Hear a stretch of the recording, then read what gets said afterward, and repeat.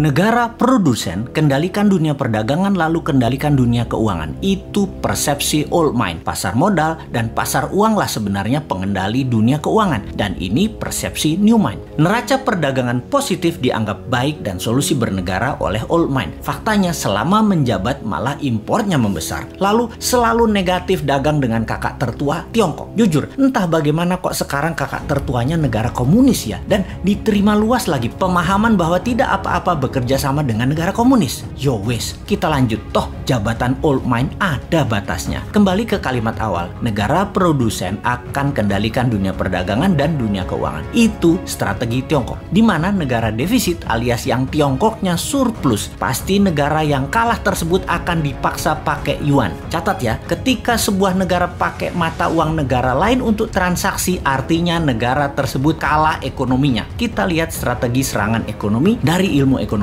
Money 1.0 adalah uang hanya sebagai alat bayar pelancar transaksi. Kemudian uang menjadi alat modal yang disebut money 2.0.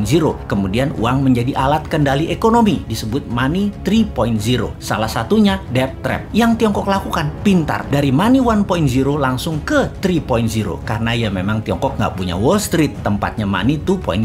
Kita lompat sebentar sebelum balik ke money 3.0 agar sambungannya paham. Sejarah Partai Komunis di Tiongkok, di mana orang-orang nasionalis kabur keluar Tiongkok ketika komunis berkuasa dengan tangan besi. Satu ke Taiwan, jadi negara yang dipayungi Amerika. Yang kedua ke Hong Kong, jadi city country di bawah Inggris. Keduanya, Taiwan dan Hong Kong ekonominya maju pesat sejak tahun 60-an hingga saat ini. Sejak tahun 1989, reformasi ekonomi di Tiongkok melawan hegemoni IMF mulai dijalankan secara gerilya, main dengan globalis dan main dengan double standard, yaitu renminbi yuan. Catat sekali lagi, nantinya kita new mind akan pakai strategi yang sama ini, kecuali kalian masih suka dengan old mind yang sekarang berkuasa. Apa yang Tiongkok lakukan setelah memutuskan melawan IMF, namun di permukaan pura-pura taat pada Amerika? Ini terjadi di zaman Deng Xiaoping awal mulanya. Mereka jadi negara produsen buruh murah. Maklun mengerjakan sebagai tukang jahit apa saja yang disuruh globalis. Lalu perlahan menggeser dari maklun tukang jahit menjadi negara produsen. Maklun ini adalah strategi agar terjadi pembiasaan. Ketika awal menjadi negara produsen, Tiongkok mengizinkan pemalsuan atau kopi atau tiru merek-merek ternama dunia untuk beredar di dalam negerinya. Semakin mahir, maka mulai negara membiayai sektor hulu produsen, pabrik-pabrik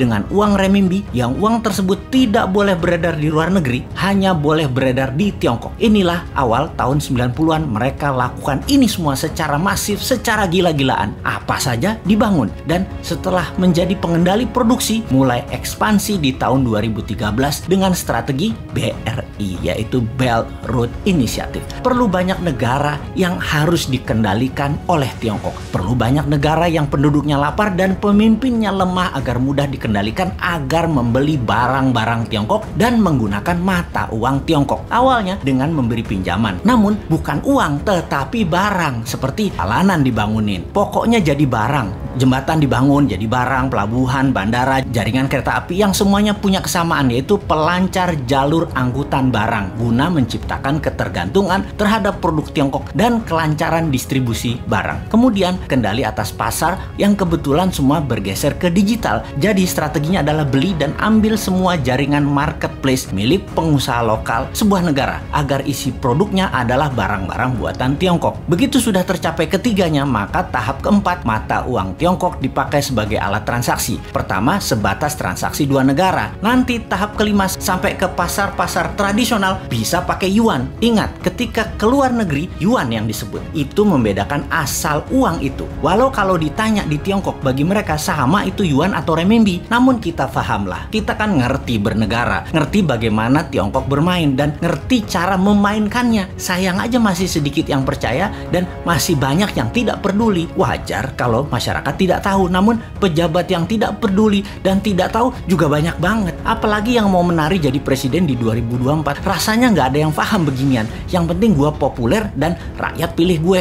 Lihat aja daftar 10 orang yang katanya calon presiden di lembaga survei. Kita review satu persatu. Paham nggak bernegara ala Tiongkok dan Amerika? Rasanya kagak ya. New Mind beda. Kita paham dan strateginya bukan ikuti keduanya, namun punya strategi sendiri untuk main 3 kaki awalnya dan menyalip di tikungan di tahun 2030 menjadi 3 besar dunia dan di 2045 menjadi negara superpower. Kalau hanya naik 7% setahun dan faktanya 5% pertumbuhan ekonominya, mimpi jadikan Indonesia negara superpower. Buktinya sekarang aja pakai yuan dagangnya, harusnya pakai rupiah. Bos, itu artinya kalian old mind geblek bernegaranya.